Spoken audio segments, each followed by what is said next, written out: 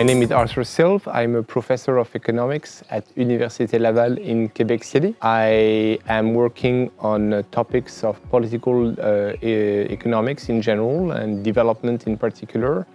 And today I have had the pleasure of doing a presentation on the interaction between culture and institutions. So in a conference that is structured around institutions, there tends to be something that we forget to look into, which is culture. And I wanted to introduce the students to models that they might know of how to integrate culture in an economic setup. So I picked the topic culture. I picked two models that are very famous, that have been very influential in the studies of culture. One by Alberto Bizin and Thierry Verdier, published in 2000 and 2001, that shows that there can be in equilibrium a coexistence of cultures that are going to evolve dynamically with each other and reach an equilibrium that is going to be, that we can use to provide comparative statistics predictions on real-life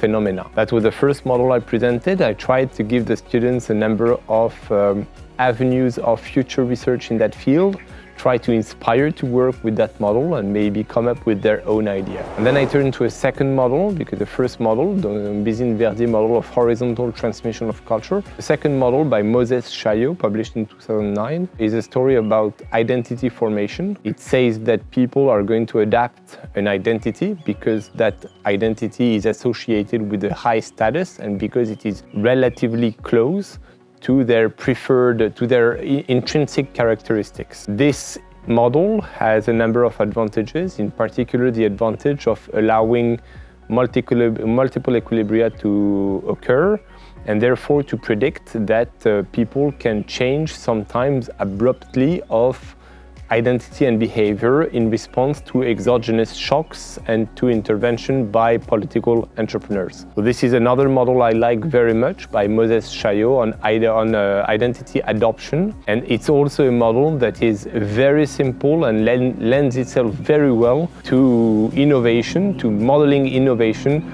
for the students. Both models that I presented have their roots in other disciplines. So Bizin and Verdier's model in evolutionary anthropology and Moses Chaillot's model in cultural psychology. Both models have become extremely important in economics. I did take this as an example of the power of interdisciplinary approaches to economics and the importance of looking beyond what economics, strictly speaking, has to offer. And therefore, I spent probably the last 20 or 25 minutes of my presentation trying to show the students other theories of cultural evolution that they might be interested in about, coming from all other fields of social sciences, and that they could draw upon to write their own theory of cultural change one day.